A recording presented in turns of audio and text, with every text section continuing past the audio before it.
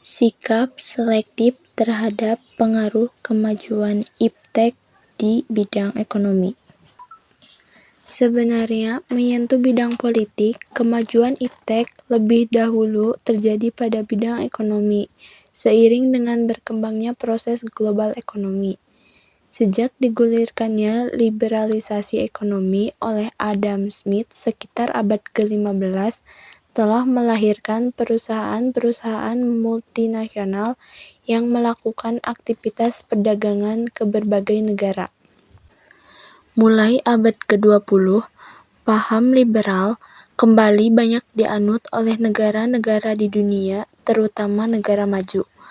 Hal ini membuat globalisasi ekonomi makin mempercepat perluasan jangkauannya ke semua tingkatan negara, mulai negara maju sampai negara berkembang seperti Indonesia. Kenyataan yang terjadi, globalisasi ekonomi lebih dikendalikan oleh negara-negara maju, sementara negara-negara berkembang kurang diberi ruang dan kesempatan untuk memperkuat ekonominya.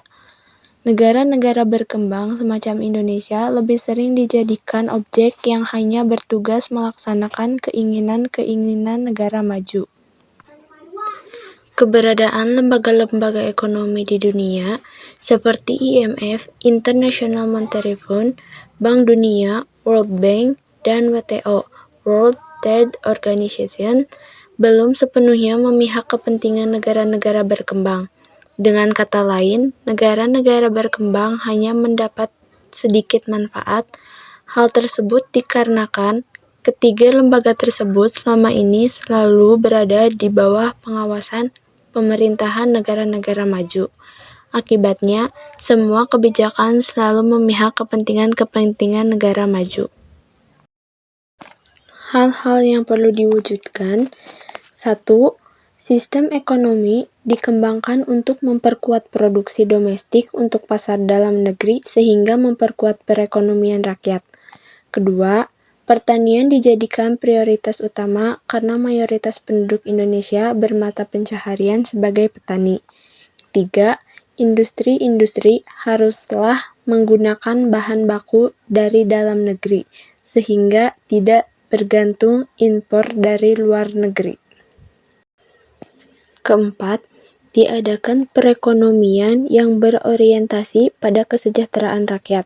Artinya, segala sesuatu yang menguasai hajat hidup orang banyak haruslah bersifat murah dan terjangkau. 5. Tidak bergantung pada bahan-bahan multilateral seperti pada IMF, Bank Dunia, dan WTO. Keenam, mempererat kerjasama dengan sesama negara berkembang untuk bersama-sama menghadapi kepentingan negara-negara maju. Contohnya, 1. Menciptakan dan mendukung berkembangnya ekonomi kerakyatan. 2. Melakukan dan menumbuhkan peningkatan daya saing. 3. Mencintai produk dan barang lokal di dalam negeri. 4. Berpartisipasi dalam meningkatkan komoditas ekonomi. 5. Di mana mengusahakan untuk memperkuat ekonomi kerakyatan. Keenam, pertanian mendapatkan prioritas. Contoh ketujuh, penggunaan bahan baku lokal mesti diutamakan. Kedelapan, jangan serba ketergantungan. 9. Memperkuat hubungan kerjasama antara negara berkembang. 10. Mengadakan kegiatan ekonomi untuk memakmurkan rakyatnya.